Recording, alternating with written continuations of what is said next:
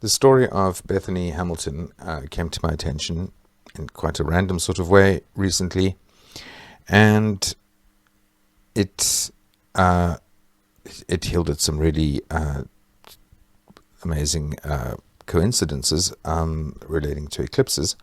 Now, the story goes that when she was 13 years old, she was attacked by a shark that bit off her arm in Hawaii, and soon after she went back into the water, started surfing again, very courageously. She wrote a book about her ordeal called Soul Surfer, which then became the title of a movie, and I believe there's also a documentary about her experience. And so, it's become quite a well-known story. There's no doubt that this event, the shark attack, was the most profound and formative event in her life, as it would be, I think, in anybody's life if it happened to occur to them. Now, it so happens that Astro.com has a profile for her, and a birth time rated B, indicating it's from a biographical source, so that is likely to be relatively reliable. I think it was her mom who provided that, I think. Anyway, so the Astro.com bio also provides the time of the shark attack, which is actually a very useful piece of information, as we'll see in a moment. All right, now this is her tropical Placidus chart, and it's quite conspicuous that she was born under a Mars-Uranus conjunction. That's a sort of a textbook indication of a person who's somewhat accident prone, and also often indicates a person who likes extreme sports, sort of adrenaline junkie sort of quality about it. And when we look at her sidereal chart, this is the sidereal whole sign house chart, we find there's a Scorpio ascendant, which I find quite fitting, since a Scorpio ascendant can certainly make one have very cathartic experiences, and it also happens to make Mars the ascendant lord in sporty Sagittarius there with that live wire Uranus energy. Now, what we're looking at here is her natal chart on the inside and the transits on the outside at the time of the shark attack. And one of the most striking features here is the fact that there was this pretty exact Sun-Mars trine in the heavens that connected with her natal Mars-Uranus conjunction.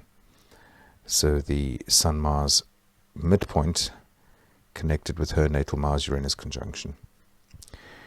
That looks like it could have been one of the short-term triggers. And we also find that transiting Saturn was opposite her natal Neptune, very, very tightly. And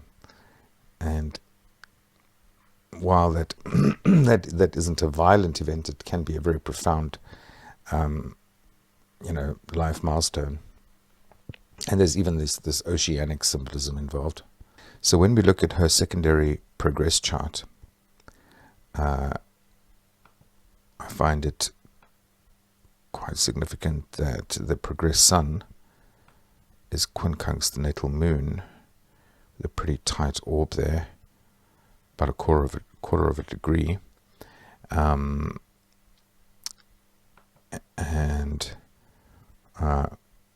perhaps the Moon, Saturn, and Mars in the progress chart being all relatively close together could possibly point to a sort of a time in which there could be some tragic event. But normally I wouldn't be inclined to use such wide orbs, but the midpoint of that progressed Moon and Mars is close to the natal and progressed Saturn, so maybe there's something to be said for that too. For the rest, there isn't anything too really earth-shaking here.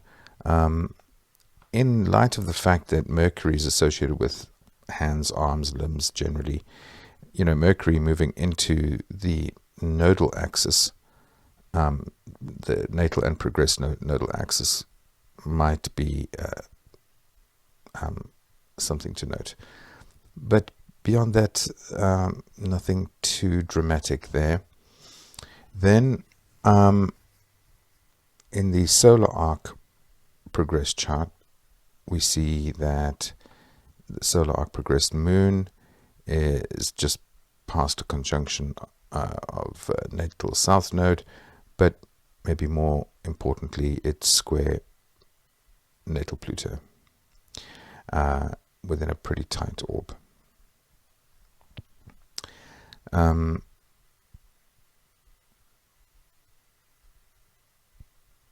It might be worth noting that solar arc Mars-Uranus had, some time earlier, about a year earlier, passed across natal Saturn.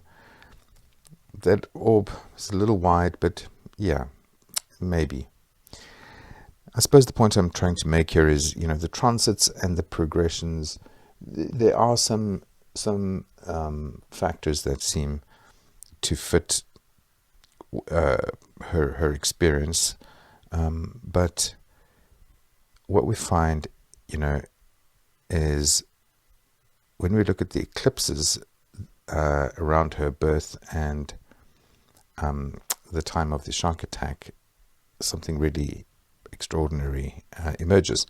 Okay, so we can see that at the time of her birth, the natal Moon was moving towards an opposition to the Sun on the nodal axis. So she was born the day before a lunar eclipse. And on the outside here, we're looking at the transits of the time of the shark attack. And we can see that the Sun is some distance away from the node axis, but just over a week after the shark attack, that Sun would have moved significantly closer to the nodal axis, and the Moon would reach an opposition to the Sun, and there was in fact a total lunar eclipse just over a week after the shark attack. And I noticed that there were these eclipses around the time of the birth, just after the birth and just after the shark attack, and I thought, let me have a look at these charts more closely. Now, on the left here we have the chart for the full moon moment at the time of that lunar eclipse, the day after her birth, and we see the Sun and node, or the Sun-Moon axis and nodal axis, are at 16 and 20 degrees of Aquarius and Leo. And if we look at the eclipse chart for that eclipse that happened just a week or so after the shark attack, we again see the Sun-Moon opposition and the nodal axis at 16 and 20 degrees of Taurus and Scorpio. So there's this very curious symmetry here, and in fact these two eclipses, if you overlay them, form a very perfect cross. I mean, this is already very striking, because here we have the eclipse that occurred just the day after she was born, and then an eclipse that happened a week after the most formative event in her life. And we have this curious situation of these degrees being so similar. 16 and 20 and 16 and 20 in both cases.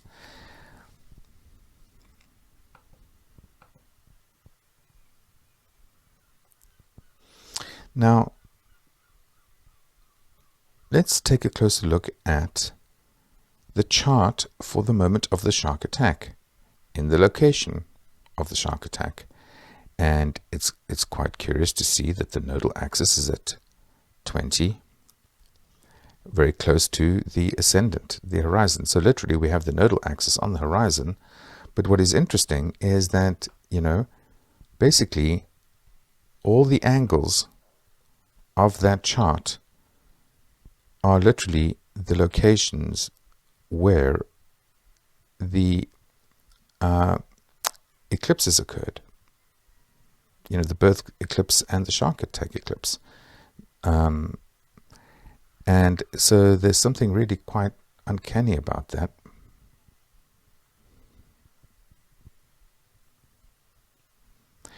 And so when we create a composite chart using these two eclipses, this is what we get. Now, a composite chart is really a midpoint chart. It takes the midpoint of the two suns, the midpoint of the two moons, and so on, to create a synthesized chart. And so if you take any configuration that is present in both charts will recur in the composite chart. So there's nothing too remarkable about having a very exact sun-moon opposition when you're creating a composite chart of two exact full moons. But that symmetry between the sun-moon oppositions and the nodal axes in both cases, and them being the same distances apart, in this case creates this extremely precise square, literally 4 minutes from exact. And so, this is just very, very strange. And, you find that eclipses have this, they're almost like black holes in time that kind of, bend time and space, you might say. You